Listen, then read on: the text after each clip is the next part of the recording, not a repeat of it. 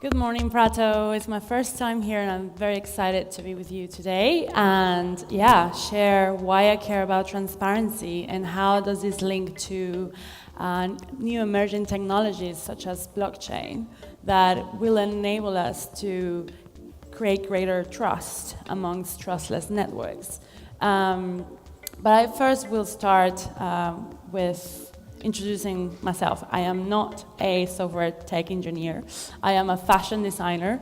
I'm based in London. I went to London College of Fashion with the dream of becoming a designer and do what I love most, designing. My journey has taken me from understanding about materials and fabrics and lineups and collections and mood boards towards understanding that sustainability, it's part of a whole ecosystem. When we talk about sustainability, we think about eco and hemp fabric in fashion. When we talk about sustainability in business, actually, we talk about a business that is profitable. When we talk about sustainable lives, we think about well-being. But all these are like sitting in silos. They're not connecting with each other. And this is basically how the world runs today, in silos. And I will explain in more detail what blockchain is, but basically it's a network of silos connected and that are open. And for me, in order for that to happen, transparency is key. True believer that purpose and transparency drives trust, and as Nikki was saying, trust is one of the biggest issues we have today in a globalized world. It's not like it used to be back in the island or in the village where you look at each other's eyes and you will trust that you are exchanging a good against another one. So it's like the transfer of assets used to happen with trust, and we still do that today. But in the Industrial Revolution, the whole idea of third parties brokering data or information, trust basically, became more complex, and with that, global supply chains were created in the sense that we have to trust what someone else is telling us that it's made out of, or it costs X, or it was made in a certain country.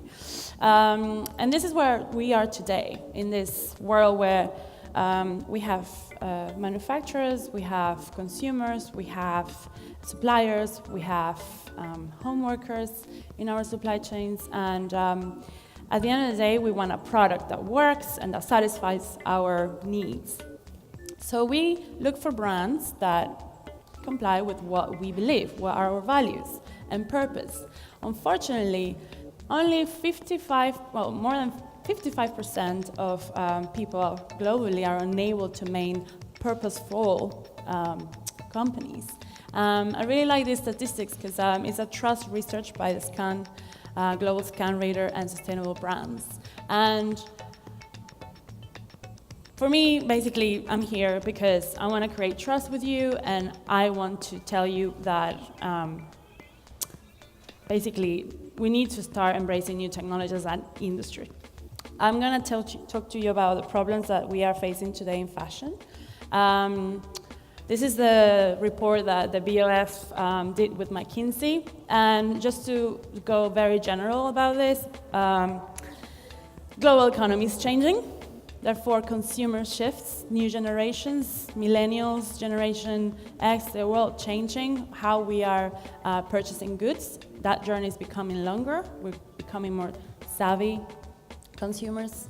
And the fashion system in relation to how we are trading, how we are producing, what does that mean for instance, artificial intelligence, and how sustainability is part of that, and how can we actually, in the corporate world, in fashion, how can we learn from the startup thinking and technologies, how we can embrace those new models.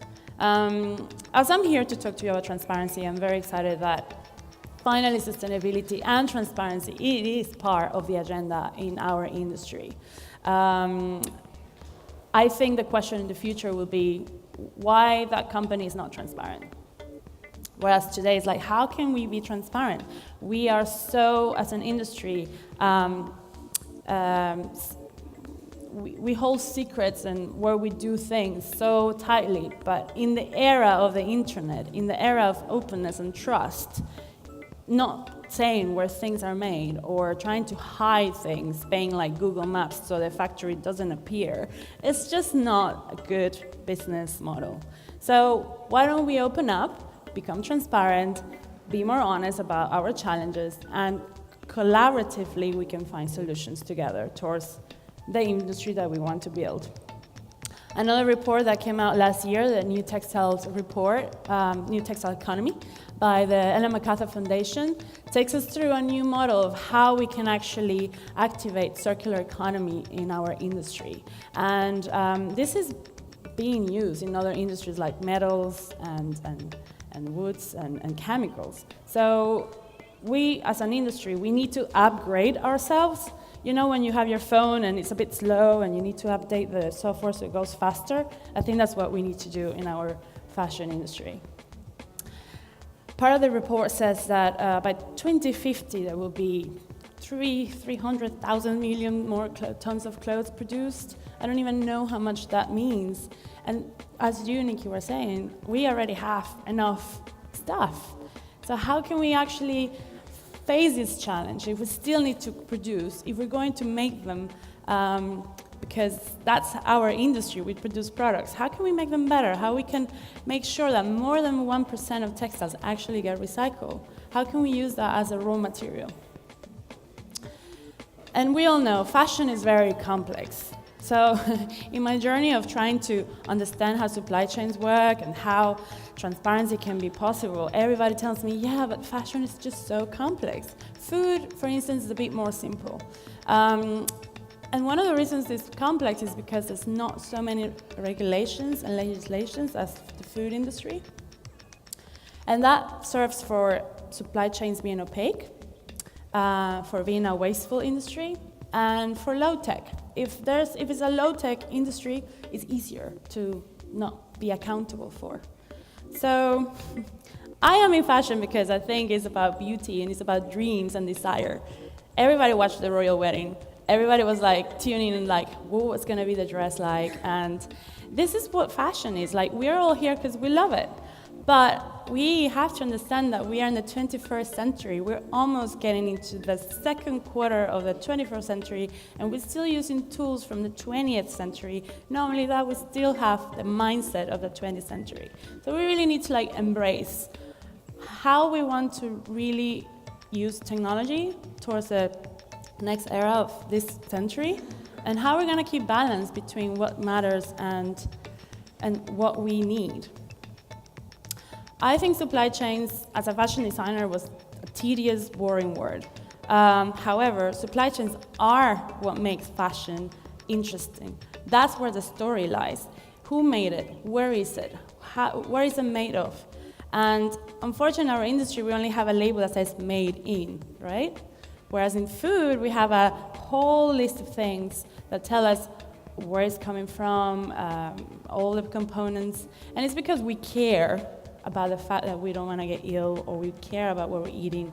And the industry needs to have more legislations because they don't want to get sued. So what about if in the fashion industry we start learning more about food and we bring these components into our ingredient list? So that will be being more transparent. I think that's how we can use supply chains as a story model. So yeah, this slide is because, you know this website called Will Robots Take My Job? So if you go to that website, you can put any title of your job, and you can see, for instance, here, I put fabric pattern maker. And it's very unlikely that AI, artificial intelligence, will take that job. That is just very, it's about craft, it's about understanding the fit, it's about personalization. However, it's projected that the growth will be minus 26%. as opposed to a trend researcher, their job will be taken by 61%. However, it will grow by 19%. So I think this is where we need to also think about the future, the crafts, where we're moving, how we're going to balance that dynamic between technology and what makes us excited in fashion, which is craft. And this is one of the reasons why we're here in Prato, right? There's a lot of heritage here, and we should talk more about how we're going to preserve that in the digital era. Just to give you an example of how long adoption of technologies has taken. For instance, the airplane took 68 years, the internet took 7 years, Pokemon took 19 days of adoption. And this is just a timeline to give you an idea of how what I'm going to tell you about in terms of blockchain technology to increase transparency in supply chains might not take as long as we think. And then, yeah, the challenge is what does technology mean for us, okay? So I just want to leave you with that thought, and I know Nikki asked, but I'm not finished. I want to ask you, who here have heard about blockchain technology? Okay. Who knows about Bitcoin? Yeah, everybody. Right, so that means, that makes my job easier because in a way it's just how, when we know more about certain technologies, we create more connection. And the reason why I'm putting this slide up is because in 1972 was the first time that the first picture of the Earth was taken from space. And I'm a true believer that technology really influences the way we perceive the world. That day, we understood, oh, that's home. If we don't have that connection, there's no empathy and there's no care. So for me, as a fashion designer, I had to step out of fashion, enter the tech world, and work in food supply chains to understand how I can bring this to fashion. So I'm going to show you how we traced the first garment last year on a blockchain. So for end-to-end traceability from farm to end product, we presented at the Copenhagen Fashion Summit. And this is a new way of saying, hey guys, we have a chance, let's embrace technology, let's not be scared of it, and let's do it. A very quick 101, what's blockchain, how we see it basically is, today, data sits in silos, and it's not interoperable. You can't, those servers are not connected. So if we have, for instance, Facebook, eBay, or Amazon, that information, it's stored in total silos. And it just doesn't allow for transparency to flow.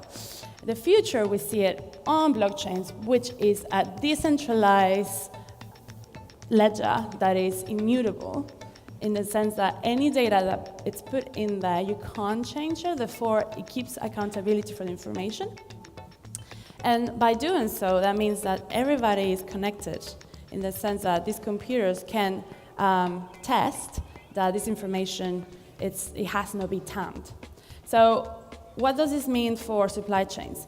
In 2016, actually 2 years ago, I ended up in Indonesia tracking fish on blockchain. And that's how my journey started. I was like, what am I doing here? I'm a fashion designer. But I really, really understood that it's just so necessary to create digital records that travel with physical assets that will ensure that what happens in a supply chain can be more trusted. And the whole point of this technology is that the consumer, us, we're all consumers, know what we're buying, where we're putting our money into.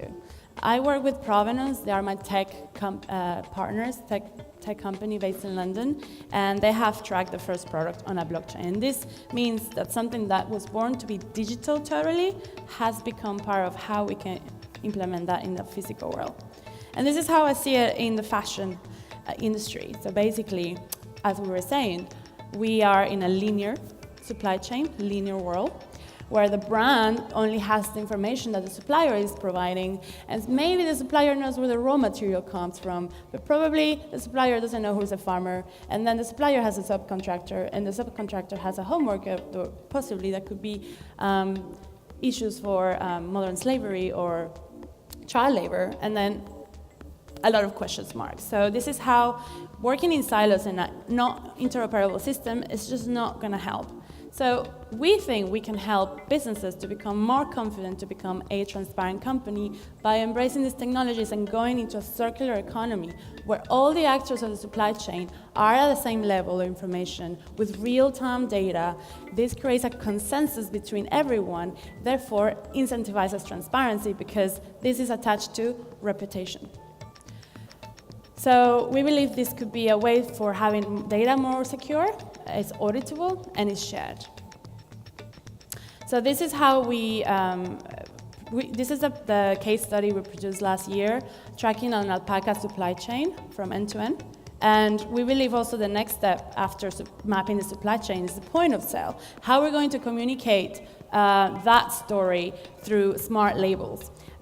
This is an NFC tag. Basically, with your phone, you can open up this information and have the story of the product from alpaca all the way down to the consumer. And we believe that tracking products into the future will be how we can reach circular economy. So I am in this journey of bringing this tech to fashion, and I'll be very happy to talk to any one of you later on if you want to discover more. But yeah, just one more slide. The roadmap towards transparency.